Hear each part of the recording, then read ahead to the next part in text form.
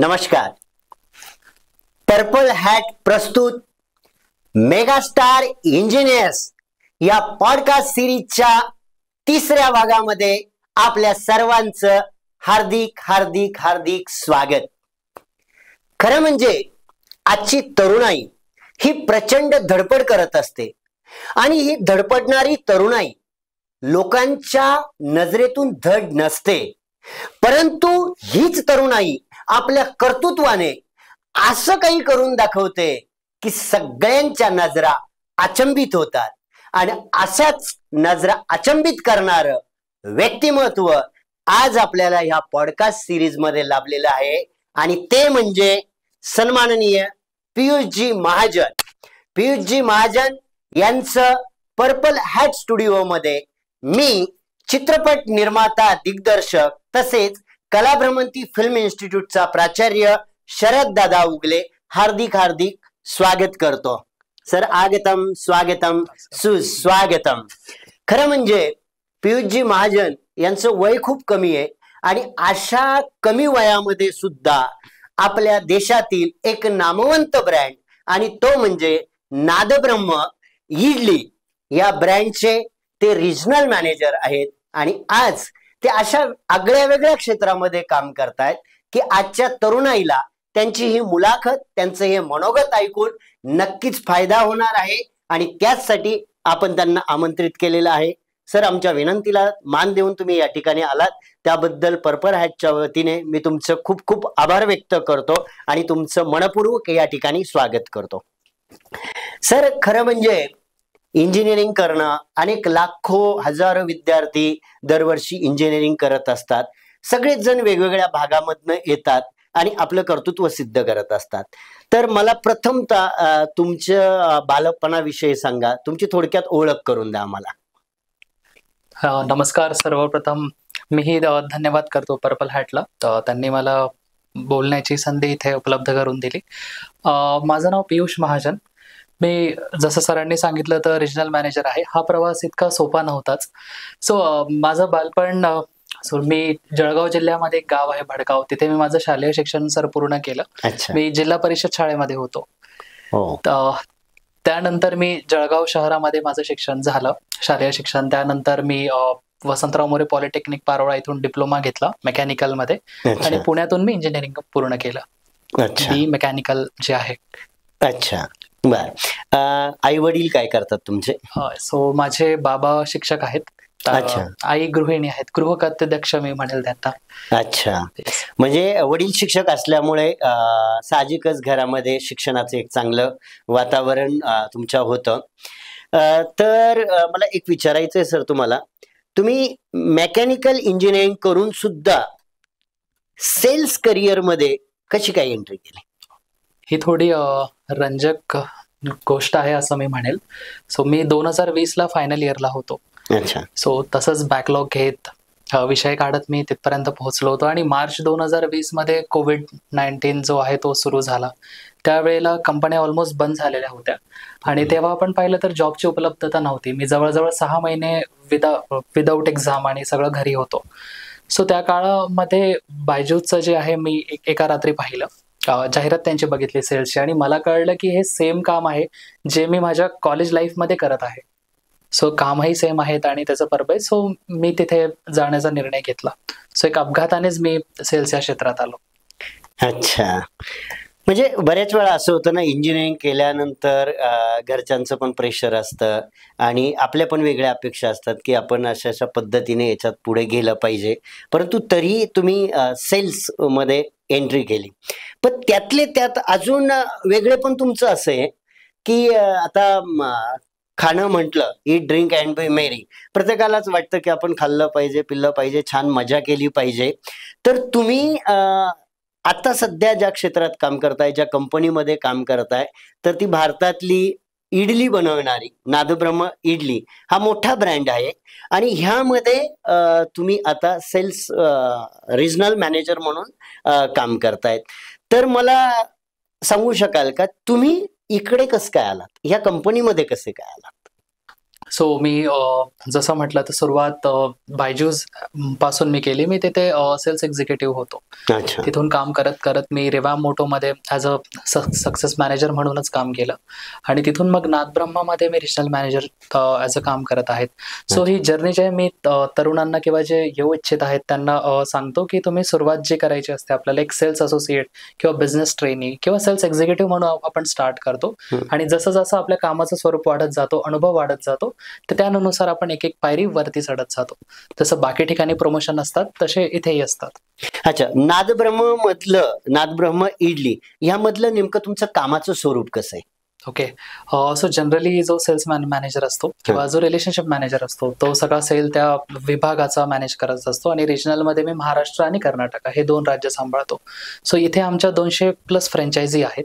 So त्यांचा जो एकूण रेव्हेन्यू आहे म्हणजे सेल्स वाढवायचं काम आहे, त्यांना डे टू डे येणारे चॅलेंजेस आहेत हे मी रिझॉल्व्ह करत असतो. सो कामाचं स्वरूप तुम्ही म्हणाल तर दिवसभरात 10 ते 12 मीटिंग्स असतात ज्याच्यामध्ये वेगवेगळ्या लोकांना भेटणं, वेगवेगळ्यांचे लोकांचे अनुभव जाणून घ्या, त्यांना मार्गदर्शन करणं आणि अल्टिमेटली त्यांना प्रॉफिट मिळवून देणं हा दिवसाचा माझं काम असतं. अच्छा सर, सेल्समध्ये तसं बघितलं तर टार्गेट आणि प्रेशर खूपच असतं. तर ह्यामध्ये येऊ इच्छिणाऱ्या उमेदवारांना तुम्ही काय संदेश द्या? माझ्या मते प्रेशर आणि टार्गेट हे सगळ्या ठिकाणीच असतं. लहान मुलालाही जसं होमवर्कचं टेन्शन असतं, शाळेत जाण्याचं प्रेशर असतं, सो तसं प्रत्येक लेवलला आयुष्यात प्रत्येक टप्प्यावर तुम्हाला टार्गेट आणि प्रेशर हे येणार आहेत. याच्यामध्ये सेल्सचं एक बघितलं तर तुम्हाला पैसे आणण्याचं प्रेशर असल्यामुळे जिथे जिथे आर्थिक व्यवहार किंवा आर्थिक हा शब्द येतो तिथे जोखीम ही त्यासोबतच येत असते. सो सेल्स मधली मी प्रेशर म्हणेल की नक्कीच आहे, बट अनुभवाने ते समृद्ध होत जातं. अच्छा, आणि त्यातलं बोला सर. आणि त्यातल्या त्यात इंजिनिअरिंग म्हटली तर इंजीनियरिंग से ज्यादा जिंदगी के बारे में बहुत कुछ सीखा जाती है. So pressure handling, stress management हे मी इंजिनिअरिंग मध्येच जास्त शिकलो होतो असं मला वाटतं. अच्छा, त्याचा फायदा नक्कीच झाला. अच्छा सर, सेल्स मॅनेजर आणि रिलेशनशिप मॅनेजर ह्यामध्ये काय फरक आहे नेमका? सेल्स मॅनेजर म्हणजे तुम्हाला नवीन कस्टमर जे आहेत किंवा जे इंटरेस्टेड कस्टमर आहेत त्यांना तुमचा प्रोडक्ट विकायचा असतो आणि रिलेशनशिप मध्ये ज्यांना आपण ऑलरेडी विक्री केलेली आहे, ऑलरेडी सेल झालेला आहे, त्यांच्यासोबत ते रिलेशन मेंटेन करून त्यांना येणारे चॅलेंजेस सॉल्व्ह करून त्यांना पुढचं एक प्रोडक्ट आपण अपसेल करायचं असतं. अच्छा सर, हे झालं व्यवसायाच्या बाबत. मी थोडा खाजगी प्रश्नाकडे येतो. तर हे रिलेशनशिप मॅनेजमेंट हे जे आहेत हे एक बिझनेससाठी, नोकरीमध्ये ठीक आहे, पण तुमचा वैयक्तिक जीवनामधला काय अनुभव या संदर्भातला? अच्छा, नक्कीच थोडा अवघड प्रश्न आहे. नक्कीच फायदा होतो सर. जो वैयक्तिक जीवनातही जो रिलेशनशिप किंवा कोणताही आपण जो काम करत असतो तो आपले 9 तास 12 तास आपण त्यात घालवले असल्यामुळे त्याचा परिणाम म्हणण्यापेक्षा की त्यातून आपण शिकत असतो. माझ्या कॉलेज लाईफचा एक किस्सा मी सांगू इच्छितो यामध्ये. मी 2017ला पुण्यामध्ये आलो. पुण्यात आल्यानंतर माझी लगेच एक बेस्ट फ्रेंड झाली. अच्छा, मैत्रीण म्हणू शकतो. हो, तर तिथे विषय असा होता सर, मी हेही सांगू इच्छितो की मेकॅनिकलच्या मुलांनाही मुली भेटतात. सो माझी तिथे बेस्ट फ्रेंड झाली. आमचं 2 वर्ष छान चाललं होतं. पुणे मी तिच्यामुळे फिरायला मिळालं, सगळं झालं. एक टप्पा असा आला की मला वैयक्तिक वाटतं की सेल्समध्ये असल्यामुळे चढ उतार हे कायम आहेत, बट मी नवीन जे विद्यार्थी आहेत किंवा जे तरुण आहेत त्यांनाही सांगू इच्छितो की प्रत्येक टप्प्यावरती आयुष्याच्या अप्स अँड डाऊन असतात. सो माझ्या याच्यामध्ये तेव्हा तो आला की एका वेळेला माझे 11 विषय बॅक लागले सर. अरे बापरे. सो 10 विषय मी काढले आणि नेमका एक जसं गोल्डन म्हणतो आपण आपल्या इथे, तुम्हाला माहिती असेल कदाचित, एक गोल्डन सब्जेक्ट असतो, नाही तर क्रिटिकल ज्याला म्हणतो, तो विषय माझा नेमका राहिला. आणि त्या सगळ्यामध्ये सगळं निघालं आणि तो एक विषय राहिला आणि मी वायडी पडायच्या टप्प्यावरती येऊन थांबलो. वायडी म्हणजे सर इयर ड्रॉप, की वर्षभर आता घरी बसायचं आहे, गावाकडे परत जायचं आहे. त्या केसमध्ये मला विश्वास होता की नाही, मी येऊन तर जाईल. मग तेव्हा सगळे जवळचे लोक सोडून जातात, घरचे, नातेवाईकांच्या सगळं सुरू होतं तिथे. मैत्रिणीही आता अवकाश सोडून गेली की आता तू रिकामा असणार आहे वर्षभर आणि माझे क्लासेस आहेत, बाकी सगळं आहेत. सो ठीक आहे, पण एक विश्वास होता. थोडं 3 महिने मी नाही म्हणणार डिप्रेशन की काय, ऍक्च्युअली तेव्हा आत्ता एवढं समृद्ध नव्हतं. इव्हन तुम्ही आता पाहिलेत की सगळ्या टर्मिनॉलॉजी आलेल्या आहेत, वेगळे वेगळे अँझायटी, डिप्रेशन, हे सगळं माहितीये. तेव्हा मला वाटतं हे सगळं असेल, पण हे डेफिनेशन माहिती नव्हती. सो या सगळ्या फेज मधून गेलो, परत पास झालो, 10 लाखाचं पॅकेज घेऊन आलो त्याच वर्षी बायजुचं. सो ही सगळी जर्नी राहिली. सांगायचं तात्पर्य हे सगळं हेच की प्रत्येक टप्प्यावरती लोक जे आहे ते परमनंट नसणार, सिच्युएशन तशी नसणार. आपल्याला फक्त ते तेवढा वेळ टिकवून ठेवायचा आहे. अच्छा. आणि ह्या सगळ्या गोष्टी मला वाटतं मी माझ्या जॉब मधूनच शिकलो की काही परमनंट नसतं. बरोबर. इव्हन जेव्हा तुम्हाला 10 लाखाचं पॅकेज पहिल्यांदाच मिळालं, तर घरच्यांचा, नातेवाईकांचा, कोणाचाच तुमच्यावर विश्वास बसत नव्हता की अचानक असं पॅकेज मिळालं छानपैकी, आणि त्यावेळेस घरचे विश्वास ठेवायला तयार नव्हते. तर याचं कारण काय असं? ऍक्च्युली सर, इंजिनियर्स वरती मला वैयक्तिक वाटतं की दुर्दैवाने इंजिनियर म्हणा किंवा नवतरुण म्हणा की तितका विश्वास फॅमिली दाखवत नसते. आणि फॅमिलीवरती ते पिअर प्रेशर काही आपण जे म्हणू शकतो तर ते असतं. त्याच्यामुळे माझ्या बाबतीत असं झालं की मी बॅक बेंचर होतो. थोडी माझे I was average student. But त्यानंतर मला जेव्हा पॅकेज मिळालं, मी जेव्हा घरी सांगितलं, ते म्हटले की स्कॅम असावा, तू नीट तो मेल चेक कर की खरंच त्यांचं आहे का, काही रिप्लाय देऊ नको, पैसे मागितले तर पाठवू नको त्यांना, स्कॅम असू शकतो. तर मी त्याच वेळेला माझ्या कॉलेजला कॉन्टॅक्ट केला की असं असं आलेलं आहे. त्यांना ऑफर लेटर मेल केले. कॉलेजमधून त्यांना सांगितलं आधी माझ्या घरी सांगा, ते बाकी सगळं मी करतो. कॉलेजने जेव्हा फोन माझ्या बाबांना लावला, नंतर माझे होर्डिंग्स कॉलेजमध्ये झळकले त्या कम्प्लीट रस्त्यावरती. मग त्यांना थोडासा विश्वास झाला की हा मुलगा आता काहीतरी करू शकतो. त्या दिवसानंतर सर माझे बाबा म्हणाले की माझी एक जबाबदारी आता संपली आहे, मला विश्वास आहे की तू करून घेशील. म्हणजे तुमचा निकाल लागायच्या आधीच तुम्हाला हा जॉब मिळाला आणि चांगलं पॅकेज मिळालं. येस, मी त्याही वेळेस माझ्यावरती वेगवेगळ्या लोकांनी विश्वास दाखवला. मी खरंच त्यांचा ऋणी आहे. Even in sales also it's all about. मी तरुण पिढीला हेही सांगेल की असं म्हटलं जातं की कम्युनिकेशन चांगलं आहे म्हणून तुम्ही सेल्समध्ये येऊ शकता, किंवा मग तुम्हाला बोल बच्चन पाहिजे, असं काही नाहीये. Introvert can be a best sales person. तुम्हाला ऍक्च्युली तो प्रॉब्लेम समजला पाहिजे, तुम्हाला प्रॉब्लेम समजून तो सोडवण्याची क्षमता तुमच्यामध्ये पाहिजे, तर तुम्ही खूप इझिली या क्षेत्रात येऊ शकता. खूप छान छान आठवणी सर तुम्ही सांगितलेल्या आहे. आणि रिलेशनशिप मॅनेजर झालं, सेल्स झालं, याच्यामध्ये तुम्ही काम करत असताना खूप छान अनुभव पण तुम्हाला येत आहे. आणि जसं तुम्ही सांगितलं की इंजिनिअरिंगमध्ये अभ्यास करत असताना, कॉलेज करत असताना ज्या गोष्टींना आपण फेस करतो, ज्या समस्यांना आपण फेस करतो, त्याच गोष्टी इकडे तिकडे असतात कुठेतरी, आणि त्या जीवनात आलेला अनुभव जो आहे तोच तुम्ही याच्यात नोकरीमध्ये वापरलेला आहे. तर ही खूप चांगली गोष्ट आहे. आणि ही एक संवेदनशील मनाचा माणूस करू शकतो, कारण त्याला समोरच्याचे प्रॉब्लेम कळतात. आणि रिलेशनशिप मॅनेजरचं तर हे खूप मोठं काम असतं मला वाटतं. पण सर मला एक भीती वाटते, आणि ती भीती खरं म्हणजे सगळ्यांनाच त्याने एक धक्का बसलाय.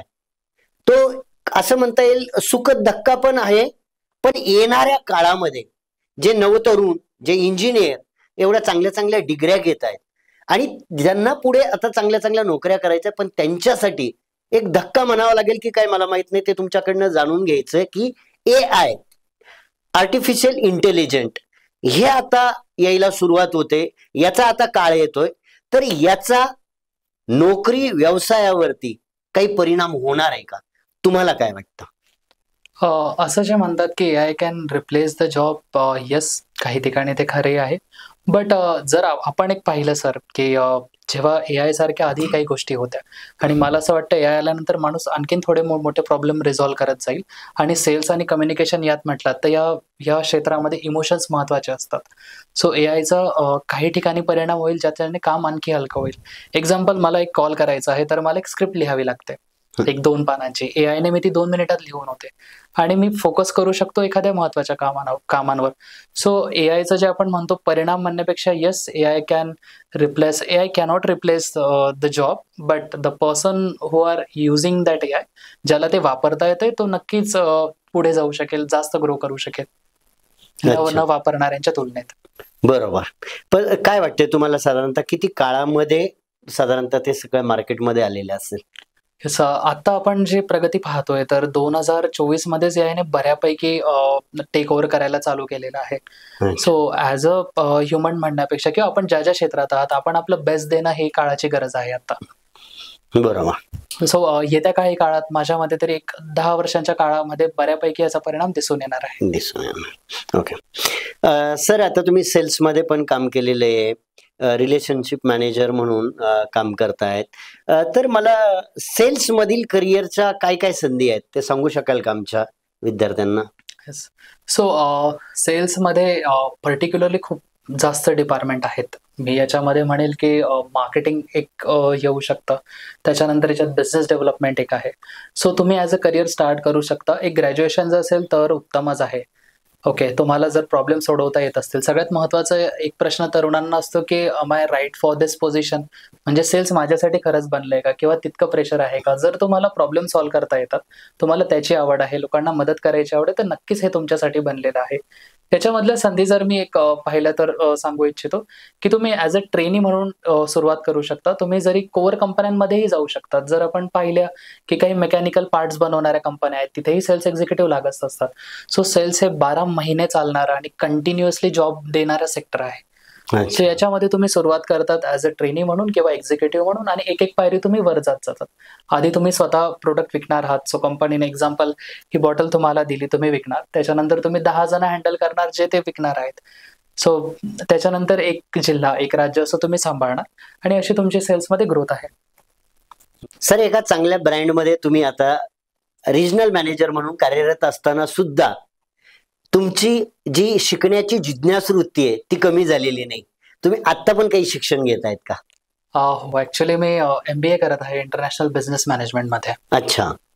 सो याचं कारण एक मी सांगेल की आता पर्सनलच असू शकतं सर, की BE केलं मी, हे संधी मिळाली. थोडंसं आता रिजनल लेवल बघतो आहे, भारत बघायला मिळतो आहे. याच्यामुळे थोडंसं एक लेवल वरती जायचे माझे प्लॅनिंग आहेत, प्रत्येकाचे असायला पाहिजेत. सो त्याच्यासाठी हे MBA मी करत आहे. अच्छा, आता बरोबर.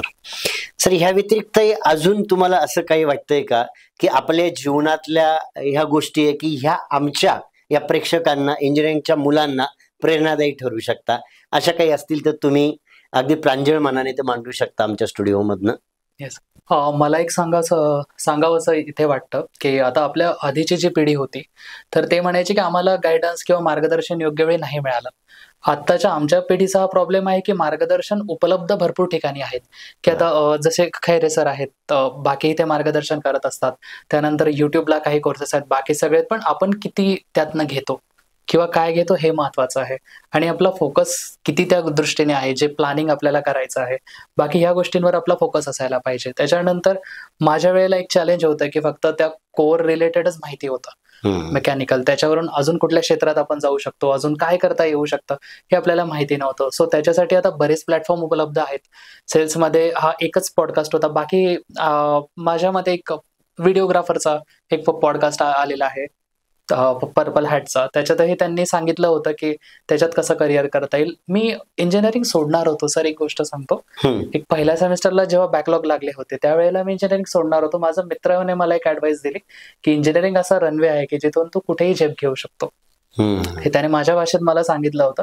त्यानंतर मी मागे वळून नाही पाहिलं की इंजिनिअरिंगच्या ज्या कॉम्प्लेक्सिटी आहेत, मेकॅनिकल, बाकी हे 5 सब्जेक्ट, त्याचे 25 परत प्रॅक्टिकल, बाकी सगळ्या गोष्टी हे तुम्हाला शिकवतं. मी तेव्हा विचार केला नव्हता की मी जे शिकतोय, जे घडतोय ते मी आत्ता कुठे मला आयुष्यात उपयोगी पडणार आहे. पण आयुष्यात त्या टप्प्यावरती त्या गोष्टी घडत असतात, ते लोक भेटत असतात. याचा अनुभव घेत घेत आपलं पुढे जाऊन समृद्ध होत असतो.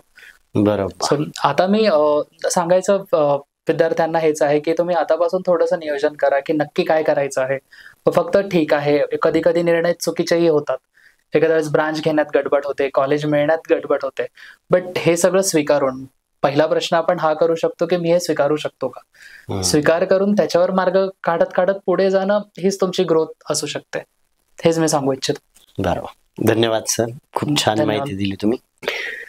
सर, म्हणजे तुम्ही मेकॅनिकल इंजिनियर ना? येस. बरोबर. म्हणजे तांत्रिक गोष्टी, तरी पण आज तुम्ही नादब्रह्म इडली सारख्या ब्रँडमधनं काम करताय आणि एक आगळं वेगळं फील्ड तुम्ही निवडलेलं आहे. तर असे अजून इंजिनिअरिंग म्हणजे वेगवेगळ्या क्षेत्रात इंजिनियर, वेगवेगळे ट्रेड घेऊन इंजिनियर होतात मुलं. तर मला वाटतं आजच्या ह्या तरुणांसाठी हा खूप छान संदेश आहे की असं काही जरुरी नाही तुम्ही जो ट्रेड निवडलाय त्याच्यामध्येच तुम्ही नोकरी करणार आहे.